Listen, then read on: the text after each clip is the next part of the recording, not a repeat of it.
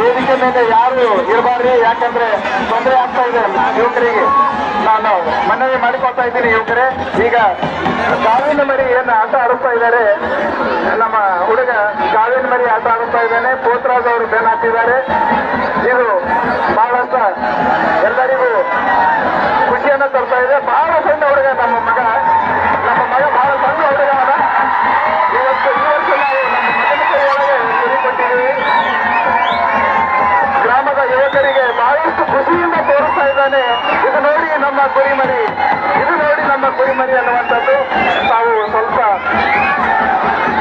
ಈ ಒಂದು ಕಾರ್ಯಕ್ರಮವನ್ನು ಬಹಳಷ್ಟು ಖುಷಿಯಾಗಿ ಆನಂದ